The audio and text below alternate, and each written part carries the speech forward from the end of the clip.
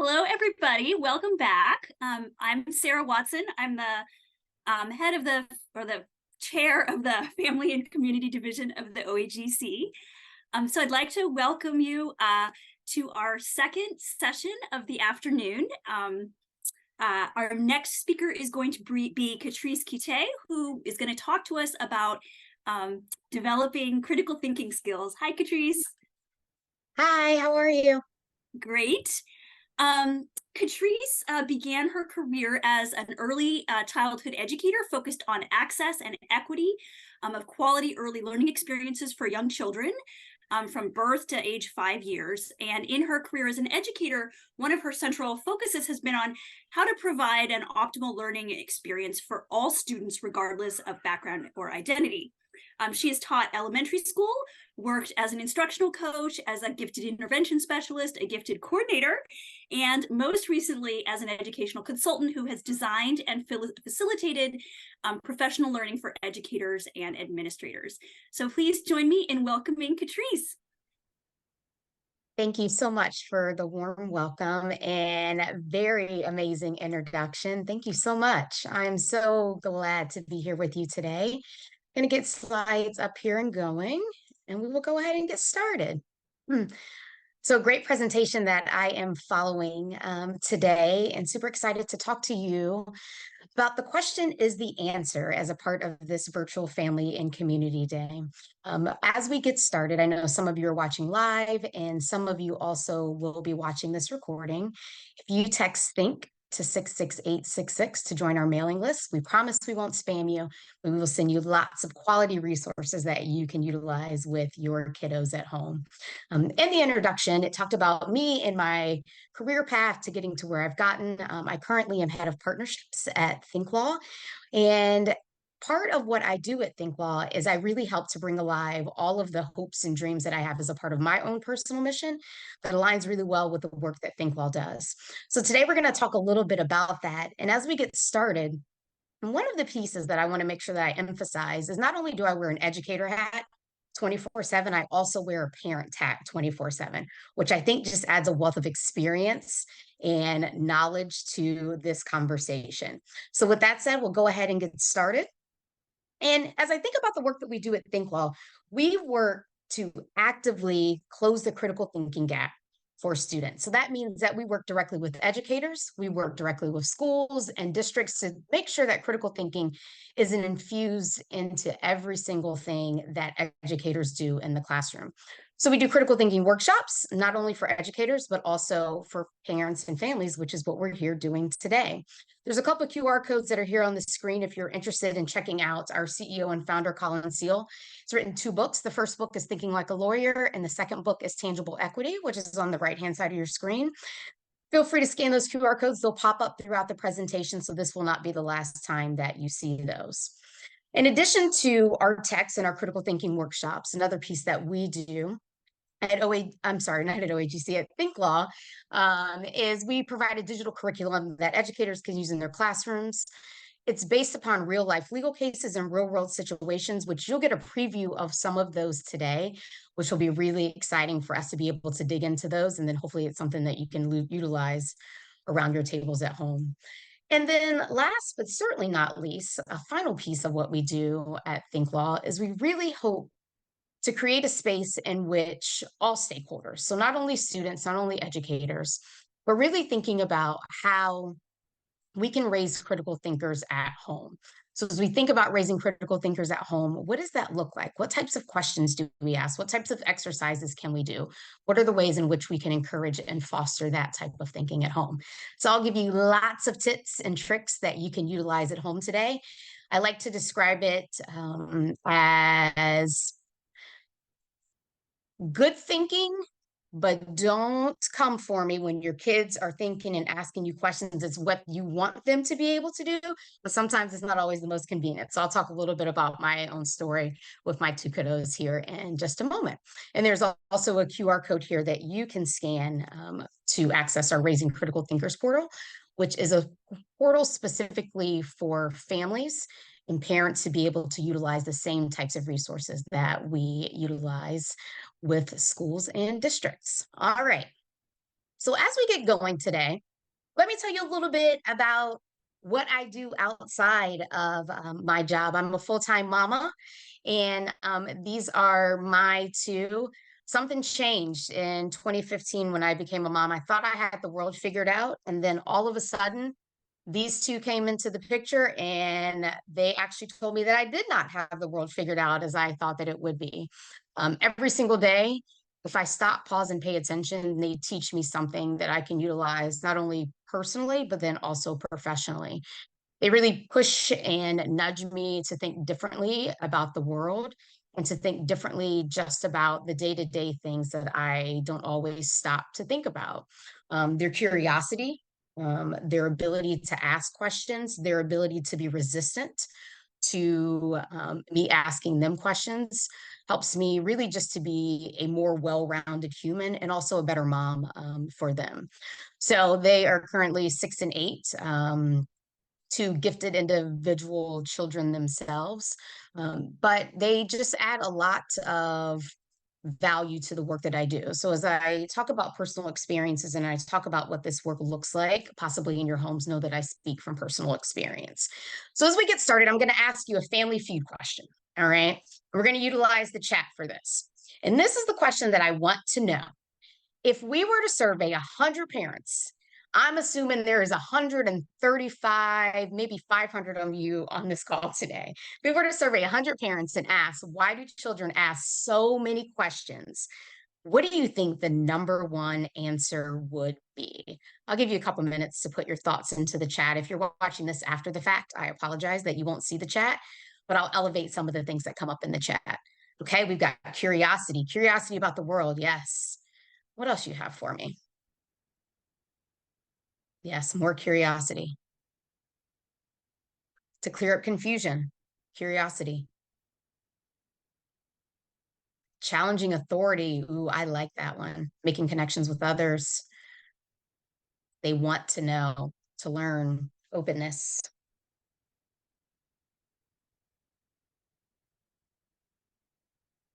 This chat is on fire. This is amazing. I love it. Eagerness. They want to know what their part is. They haven't learned to stop asking questions yet. Jill, I'm coming back to that because that's a really good one. They want to be annoying. Yes, Kathy, they haven't learned that gatekeeping filter. Kathy said, sometimes a thought just goes through their head and it comes out of their mouth. They haven't learned to censor. They haven't learned to put the gate down and say, you know what? I maybe shouldn't say or shouldn't do this. All right. So, Jill, I'm coming back to you. Jill in the chat, she said that they haven't learned to stop asking questions yet. This is actually a question for everyone, including Jill. At what point do they stop asking so many questions? What happens? At what point and what happens that they stop being curious? They stop utilizing imagination. They stop wanting to know. They stop being annoying, stop wanting to make connections. At what point does that happen? Why does it happen? People stop answering them. Someone shuts them down. As soon as they're embarrassed enough. Embarrassment. Any other thoughts? Social pressures. Oh, we have an age, maybe 7 years old, maybe that there's shame, answers that they don't trust. When their peers start telling them how the world works. So as I think about this, it's all of these pieces. When they are told so many things, I love that you put that into the chat, Kathy. When they're told so many things, and it doesn't leave room for their own questions. When we start telling them how to think instead of following the pathway in terms of how they're thinking, you're absolutely right. So as we think about when that pivots, when that happens, it's all of these pieces. Sometimes they pick up on our cues in terms of our inability or desire to want to answer their question. I know sometimes for me as a parent, as I think about this, it can be a series or a string of questions that are asked, and I can almost feel my body responding in a way in which is not positive or not welcoming or encouraging for questions. So I often have to check my own body language and how I'm responding to my kids when they're asking questions. And I often think about also, I saw a lot of people respond in the chat in terms of the peer responses. Something in a case pivots when they enter school. We really think about schooling being a place where questioning should thrive and curiosity should thrive and not being focused on getting the right answer. So today, I hope that we spend the majority of our time or most of our time that's left really talking about ways in which we can foster that curiosity, ways in which we can foster that critical thinking so that our kids, maybe even if they're not doing it in school, the house, their homes are a place in which they can be curious, critical thinkers. And there are ways that we can find ways to support that type of thinking at home. So here's a flow of our hopes and dreams today. We're going to do an overview of critical thinking gap. We're going to talk about the danger of providing too many answers, which I am certainly guilty of this. And we'll talk also about enhancing critical thinking by strategically responding to questions. And sometimes the question is the answer. So as we think about this Alvin quote, the illiterate of the 21st century will not be those who cannot read and write, but those who cannot learn, unlearn, and relearn. And this is so true. We see so much of that happening today in terms of the learning, unlearning, and relearning. And also, as we think about this, it's compounded by finding ways for kids to collaboratively engage with one another, finding ways for them to work together, really thinking about what we want for them in the 21st century, what we're looking for students in terms of when they leave a K-12 setting and go to the workplace. But also the ways in which we measure that is often through standardized testing, which it is not always going to capture and measure the critical thinking that kids are doing and thinking strategically about. So as we think about what that looks like, let's define critical thinking. I've talked a lot about it, but let's make sure that we are looking at critical thinking in the same way. At Think Law, we look at critical thinking through not only a set of skills, so we're talking reasoning, inferring, interpreting, analyzing, metacognition, really the thinking about their thinking, those pieces. And it's a set of dispositions. So kids that are inquisitive, the curiosity, the truth seeking, the self-confidence, but then also the maturity. You talked a lot about this in your chat in terms of why kids stop asking questions. And the important piece to tease out as we think about what is critical thinking is it's a set of skills and dispositions, and it's across all contexts. So it's not just something that happens in school, but we want this to be thinking that occurs outside of the four walls of a classroom or a school. We want critical thinking to be a skill and disposition that kids have with us, have with them when they are on the playground or they're in the neighborhood or they're out at a shopping mall. We want it to be something that they have across all contexts. It's thinking that they use all the time. And essentially, as we think about critical thinking, we want our kids to be equipped with the ability to understand that doing right is more important than being right. So as we think about this and think about the work that we do at Think Law, our Think Law solution to this critical thinking is to teach kids to think like a lawyer. Our CEO and founder, Colin Seal, was a middle school math teacher that went to law school at Maine. And one of the pieces that he found in his journey in law school was that the type of thinking that he did was very unique, nothing like he had ever done before in a K-12 college setting. So we thought, what if a lawyer's critical thinking skills could be taught to all students? And really thinking about not only those critical thinking skills, but also those thinking dispositions. What if you could appeal to students' inherent sense of justice and fairness, which all students come to us with, and they are all born with, to motivate them to apply critical thinking as a habit, to really think like lawyers, to think like philosophers, to think like great thinkers. How do we apply that in a setting every single day? How do we apply this in our homes every single day? So in that came the Think Law approach, and we teach to all critical thinking, to all students in grades pre-K to 12. And it's the approach to critical thinking that's taught to law schools across the country. So it's not necessarily that we're teaching kids to be lawyers, but we're teaching them the same type of thinking that is taught in law school, the same type of thinking that we all need to function and navigate the world. And they're learning it everywhere from preschool all the way up to 12th grade. So you can teach the law school approach to critical thinking at home. Now, I warned you at the very beginning. I said, I do this at home with my very own kids, and it has sometimes come back to bite me. And I go, oh, not right in this moment. But you know what? This is the type of thinking that I want you to do. So I have to check myself and say, you know what? It may feel like an inconvenience for me as an adult, but when your kids are curious and they continue to ask questions, you want to find spaces and opportunities for that to continue to happen. So as we think about this, this should be something that we apply every single day in life, activities, no matter where we are with our kids. We might be around the breakfast table, we might be at the grocery store. It does not matter where we are. There are always opportunities for our kids to critical think. And here's your first opportunity to do so. All right.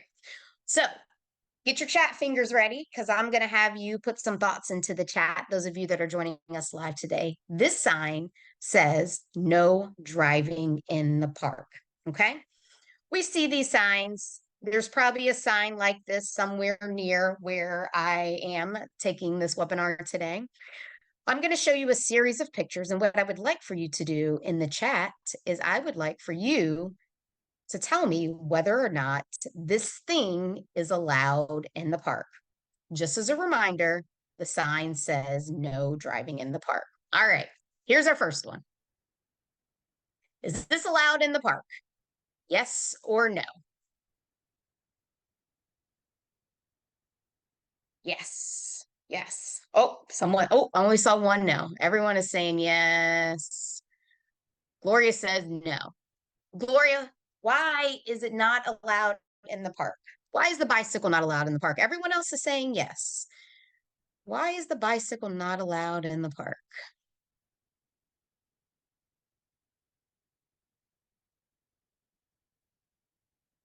All of you that said yes, I want you to think about, is there a reason that this could be a no? Is there a reason that you could flip your yes into a no? Make your brain think a little bit different. You said yes initially, but is there a way that you could justify no? It has wheels and it might not be controlled by the driver. Okay. Driving, but not a car. You have to steer it. Okay.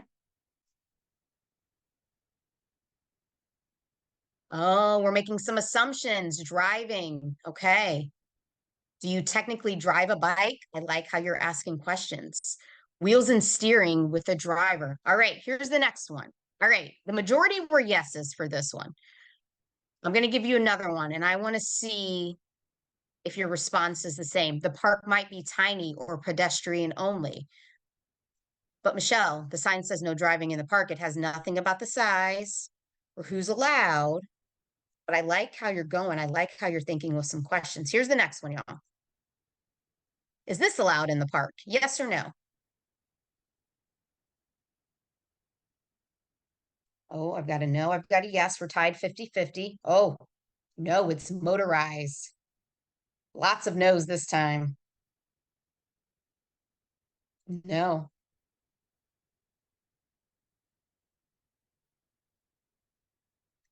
But wait a minute.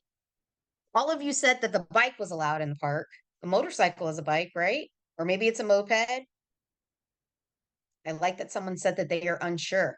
You maybe need some more information. Are you asking some questions? Oh, no, because of high speed. No, no electric bikes. Okay. So if bikes aren't allowed, then the motorcycle's not allowed, is the thinking that I think I'm following. Okay. Here's our next one. You don't need a license for a bike, but you do for a scooter. Okay. Don't be mad at me for this third picture. That's all that I will say. You ready? Here we go. Motorized. It's got wheels. It actually has 4 wheels instead of 2. Is this allowed in the park? Oh, nope. Oh, you are not going to allow this cute little Princess Barbie Jeep in the park? Oh, someone is saying yes because of the low speed, but it says no driving in the park. It's a motorized vehicle. Have you seen a child drive one? Okay. So we have some reasons here. We have because it is a low speed. The majority of you are saying no. I cannot believe that you are not going to allow these kids to have their princess vehicle in the Jeep. Oh my goodness. Oh, now someone just said, now I'm fighting with myself. All right, here's the last one. All right, the last one. Here's what happens. We're in the park. I'm in the park with those two little cute kids that you saw earlier on the screen. And one of them falls off the swing because they're doing some type of stunt that they've seen on YouTube. And they have a gash in their head and they're bleeding from the head. Is this allowed in the park? They need emergency attention. Yes or no? Oh, yes, absolutely. But wait a minute, it's got four wheels. It'll probably drive slow. Emergency vehicle. Yes. Yes, because of the situation. Okay. Okay, so I see majority yeses here. So let me ask somewhat of a heavy weighted question here. Circumstances. Thank you for that, Gloria. So here are the circumstances. I, as a mom, can get to my kid that's bleeding from the head much faster at the swings than the ambulance can. Am I allowed to drive in the park to transport them to the emergency room? Am I allowed in my car to go get them and drive them to the emergency room? Yes or no? Yes. Yes, yes. Allowed, or would I? Well, Gloria, I am definitely doing it for sure. Yes. Yes, because of the situation, not by rule, but who you might get in trouble. Yes, absolutely. So going back to our definition, as we talked about critical thinking, we talked about it being a set of skills and dispositions. It doesn't matter what the sign says. Who cares? There's an emergency situation. Someone is bleeding from the head. My child is bleeding from the head. It is certainly easier to ask for forgiveness than permission.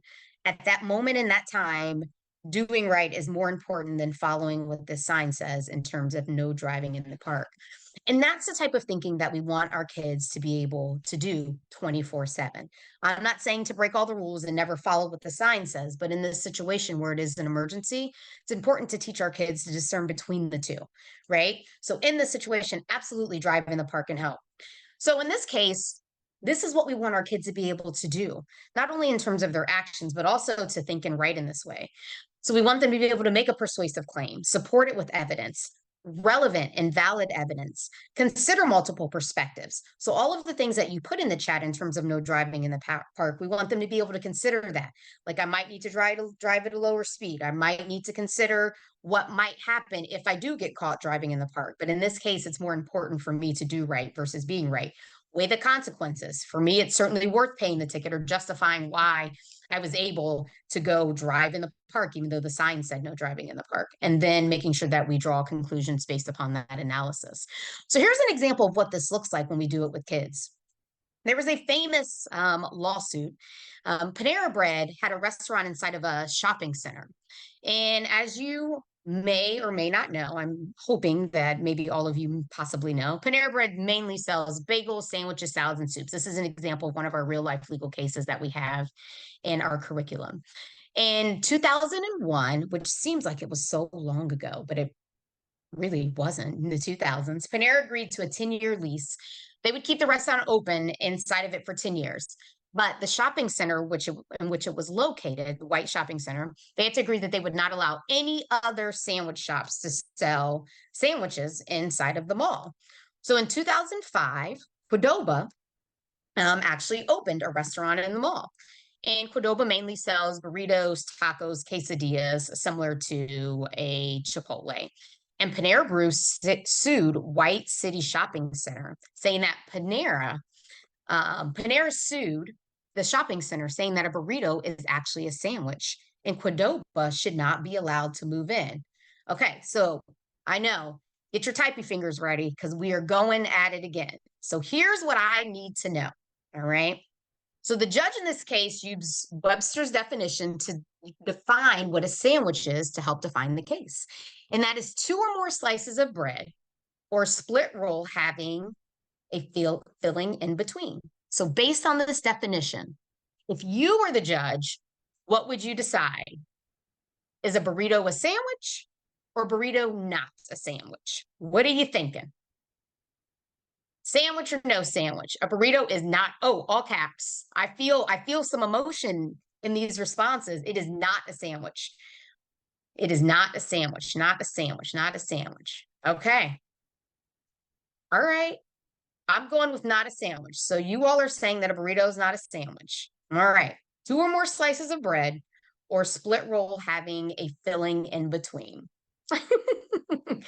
Panera is making a mountain of a molehill. They're not in competition with burritos. All right, here we go. So based upon 2 or more slices of bread or split roll having a filling in between, I need to know, are these sandwiches? Is a hot dog a sandwich? Oh, okay. Okay, hot dog is a sandwich. Okay, it's a split roll. Yes, based on the definition. Okay. Meat, condiment on grain-based holder. It's a sandwich. All right. All right. Is this a sandwich? Okay.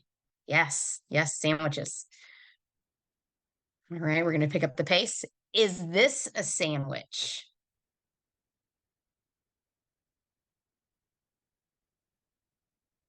Uh-oh.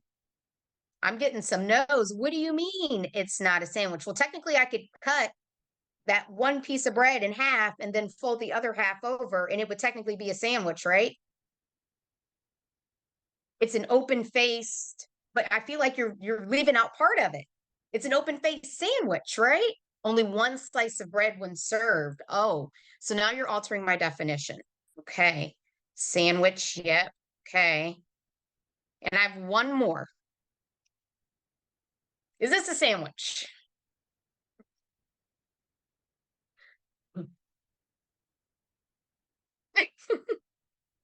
Technically, it's got the filling in between 2 pieces of bread. It is a split roll. It is. How would you eat it? You would bite it just like a sandwich. I don't know. I've seen stranger things eaten before. It is certainly a sandwich in my book, right? So these are the types of things that we can spend time with our kiddos doing. Really taking a definition, taking the real life legal case and using it and thinking critically and deciding whether or not what we're having at dinner in the evening or at lunch, if it's considered a sandwich. So as I think about this and I think about the type of thinking that we encourage students to do at Think Law, one of the big pieces that I am always hyper focused on is my own upbringing and how I learned to think and the type of thinking that I learned as a kiddo. What lessons am I passing on to my own kids? What things am I unlearning? And hoping that my own kids learn differently. And that brings me to really thinking about the anti grandparent effect. So, as I think about this, there are so many things, and I don't know how many of you are fortunate to be grandparents or possibly your own kiddos have grandparent or are grandparents to your kids, is a lot of things that I was taught as a kid is not necessarily how my parents grandparent their own grandkids, which is just fascinating these days. And I think about how that plays into the type of thinking that I want my kids to be able to do. And one of the pieces that I have found that's very helpful for me is to model the type of thinking and the type of language that I want my kids to have modeled for them in household. So what I know is grandparents, they let kids get away with anything and everything. The things that I used to be able to do are slim to none compared to what my kids now get away with their grandparents. And as I think about that, and all jokes aside, it's not so much that, I am anti grandparent in terms of letting my kids do whatever when they're with their grandparents, but really, how do I help my parents understand and see and model for them the type of thinking that I want my kids to do, even when they are with me? So, not necessarily jumping in to save them right away, really encouraging productive struggle. As I think about my mom, which my kids are with my mom right now, they are getting any and everything that they want.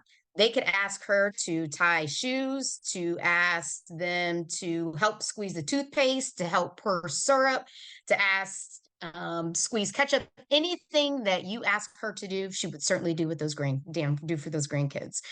And the important piece about that is, yes, it's helpful, but at some point it becomes not helpful.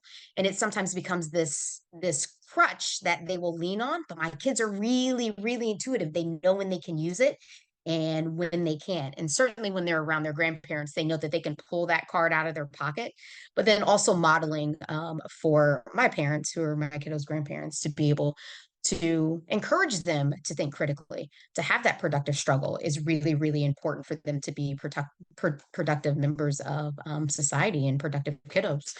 And as we think about that, and what our kids are currently dealing with, it's not so much that we are just accepting the world as it currently is, really teaching our kids to put a microscope on the world as it currently is and really question the world as it ought to be. So as we think about the system that we currently exist in, it was never broken. This is certainly built this way. So as they begin to question things, as things pop up in the news, as things pop up and you have discussions at home or in the car or in the grocery store, or you see things as you're checking out, and they maybe are reading magazines or things that they see, having them ask questions, encouraging them to ask questions, not just taking a headline for what it is, really creating the environment that it is expected for them to ask questions about the things that are around them, not currently as it is, but really thinking about what if it was different?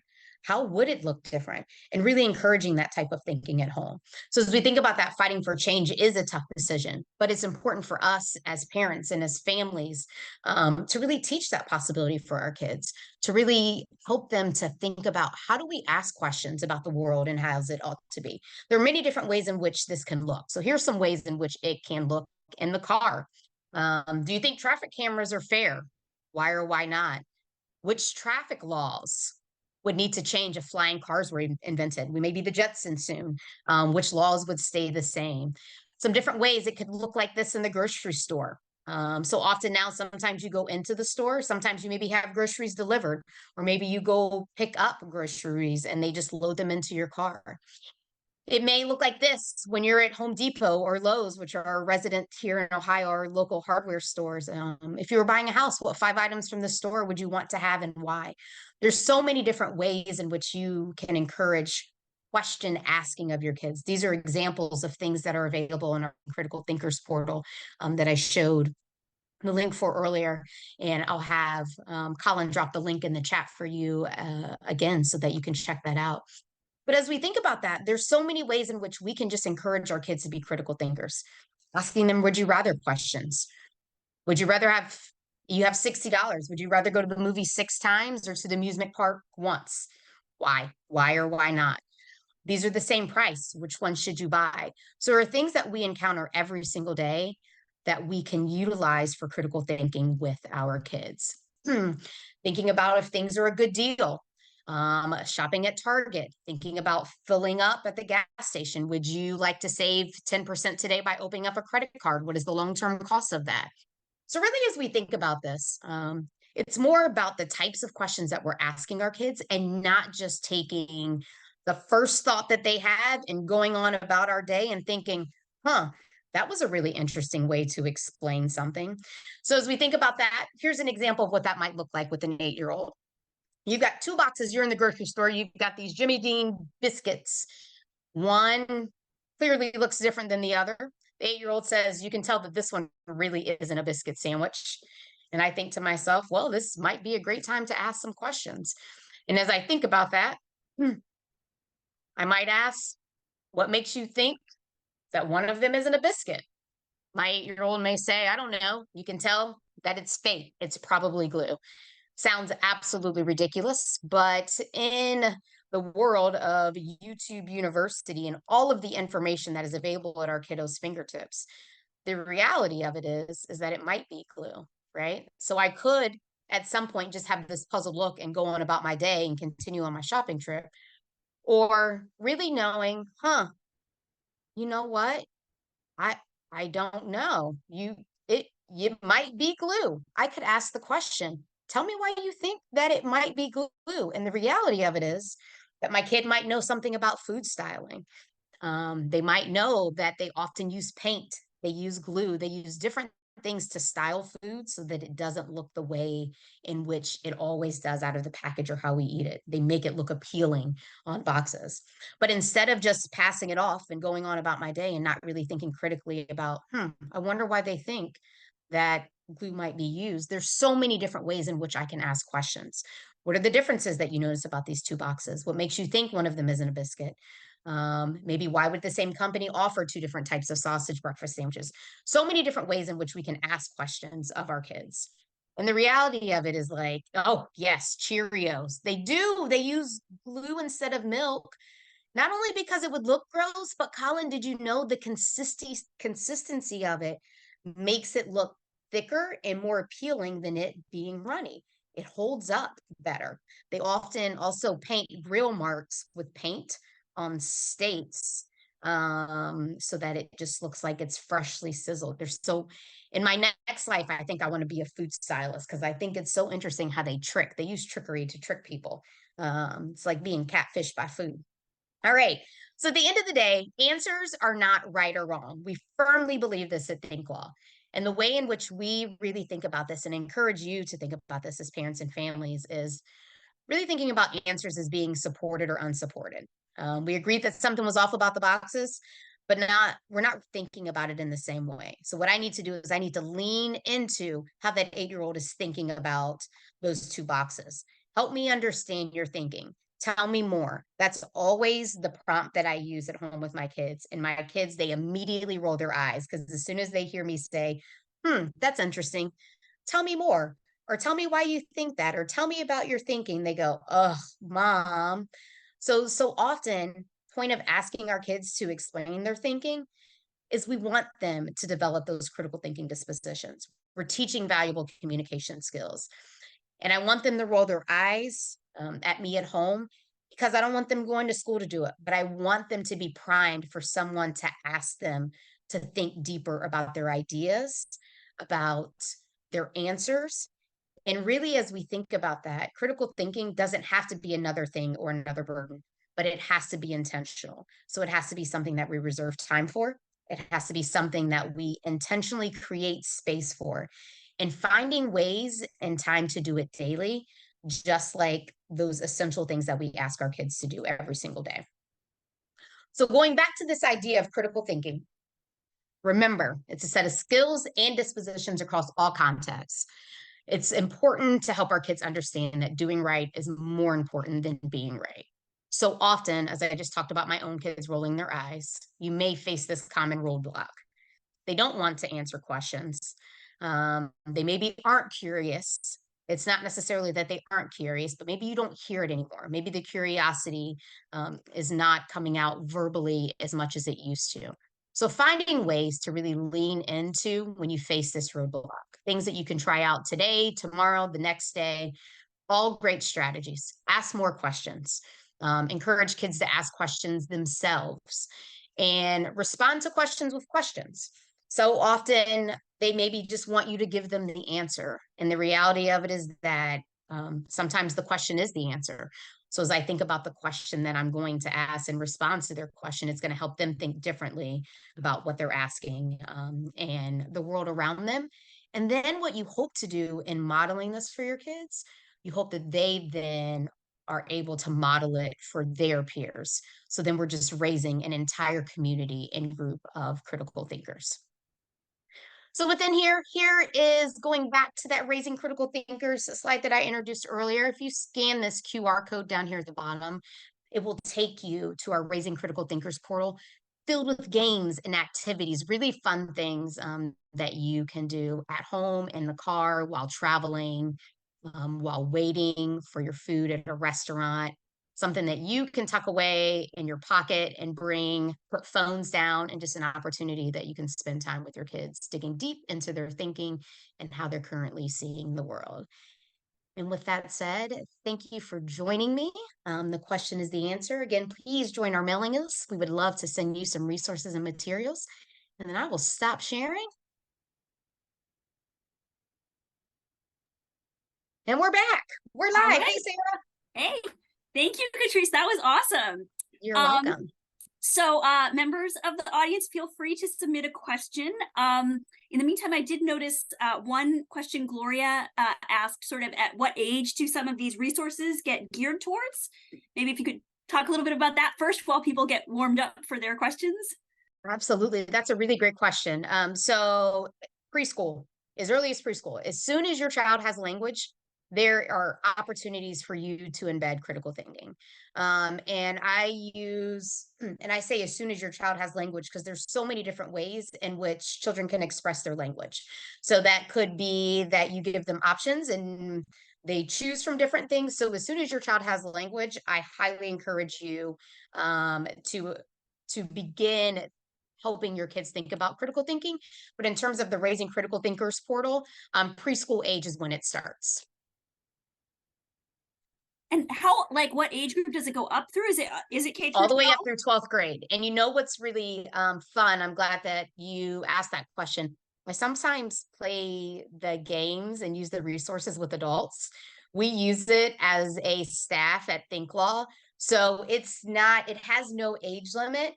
They're great for staff meetings. Some of you that maybe do leadership or professional learning, they could be really great think starters or icebreakers that you can utilize in your sessions. So there's so many different ways. So don't let the 12th grade kind of cap limit you. There's so many different options that are available for ways in which you can utilize it. Tons of great resources. That makes sense. I was having fun with the what's a sandwich? Is that a sandwich? I know, right? Yeah, we could spend all day looking at examples and justifying whether or not some people would argue that something is or is not a sandwich. And I appreciate that. I know people feel passionate, I bet, right? They do. They do. That's when you get the real good thinking, when people are like adamant about something being or not being a sandwich and they like slam their hand on the table. That's when you know it's getting good.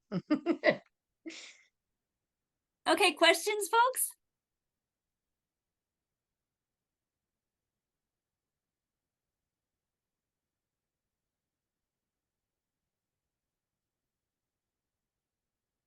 I think they're all thinking about their thinking right now. We're having I some know. metacognition Thinking happening. critically about critical thinking. Oh wait, looks like we have one here. Hold on. Okay, Pratul asks, says, thanks, Katrice really liked the examples and made all of us wonder about right and wrong in terms of definition versus real-time scenarios. And then he asked, how could we foster real-time scenario selections? So is your question about so kind of like the no driving in the park scenario? I think that's what he was getting at. Yeah. That's what I'm thinking about. Yes. So as I think about this, and thinking about how we foster real-time scenarios, so often as we model this for our kids along the way, it almost becomes muscle memory.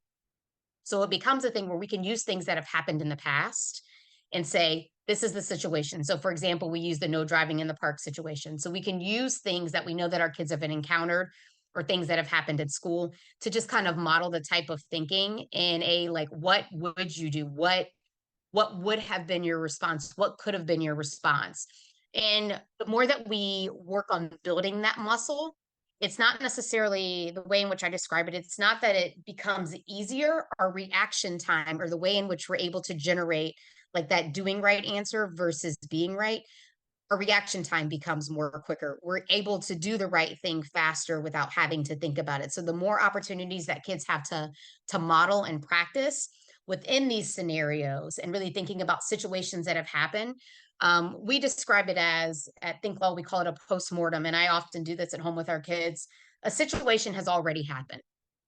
We have maybe made or not made the right decision, but it's an opportunity for us to sit down at home and discuss what happened and maybe the right decision that was made or maybe something that we could do differently next time, right? So I'm very cautious about telling my kids that they are wrong, and it's not necessarily that they're wrong, but we all make mistakes and our kids all make mistakes. And I tell my kids all the time, if you are going to make a mistake, the place that I want you to make a mistake is in this house, because in this house, it's an opportunity for us to learn and for us to have forgiveness and grace. When you go outside of this house, I can't guarantee that the world is going to have as much grace and patience. And sometimes some of your mistakes might get you sent to the principal's office. I don't know. But if you make mistakes in this house, we can talk through them and walk through them so that we can think about, what are those consequences? What might happen? So then when you're upon that situation again, because it likely won't be the last time, you're able to make that right choice. You're able to do what's right versus being right in a particular situation. I hope that that helps. No, that's great. We have another question here. A great question. How does this type of thinking help support young people beyond academics? Oh, Colin, that's a good question. So, I think I kind of just answered that, right? So, beyond academics, outside of thinking about learning in history, learning in math, learning in ELA, science, we want our kids to really think critically about every single decision that they make. Outside of school, it's going back to across all contexts, really helping us to understand. We critically think when we decide what to put in our shopping cart. We critically think when we decide whether or not we are going to get in a car with a friend. We critically think when we decide whether or not we're going to put our phone down, no texting and driving. There's so many ways in which our kids critically think every single day. And schools are an opportunity for model that what it looks like in academics, but then also how do we use critical thinking every single day in our world outside of school? And as parents and families, we can model and really talk about the ways in which, I did this in my job or what I did day to day, the decisions that I've made, the type of thinking that I decided, or the type of thinking that I use to make decisions is certainly what it looks like at home, outside, beyond academics. It goes back to that no driving in the park. It's not an academic exercise, it is a life exercise. Okay, let me check. I have like two chats here, so hold on a second. I think I'm missing. I have so we have someone asks, can we access the portal without being members? So it's a subscription based portal, and you cannot access the portal without being members. But you know what? I would love to do? I would love to give away a free portal access. So I know this is only going to apply to the folks that are in the room today. And if you are interested, if you could put your email actually in the chat, what I will do is gather all of the emails that are in the chat, and we will randomly put them in a selector, and we will pull somebody, and then you'll get free access. Does that sound good? That sounds awesome. I mean, I like to give everything away for free, but I might get in trouble if I give it away free to everybody. But I can give away at least one, maybe two. I think I can get away with two, Sarah. Actually, there's lots of people here today, and I love that. So I think I can get away with two. I was going to say, I'm not being paid. I won't put my name in, but my kids' school district has used ThinkLaw. Some of the teachers have used it in school, and I'm a big fan. So, ooh, say more, Sarah. I like it was like middle school, with the current events and the sort of fairness and getting them to think critically about current events and stuff. It was really good, helped with debate, but it was just really engaging for them in general. So yes. And it's awesome when they come home and they're asking you the questions. Yeah, that's the best. When they flip great dinner conversations. When they flip ThinkLaw on you, oh yeah, that's the best. That's when you've got it figured out, right? Oh my gosh, look at all you amazing people here today. I love it. Okay. I'm going to save the chat. 30 seconds if you want to go into my raffle. All right. Any other questions? Let me just make sure I didn't miss anything. Oh no, I think it's got that.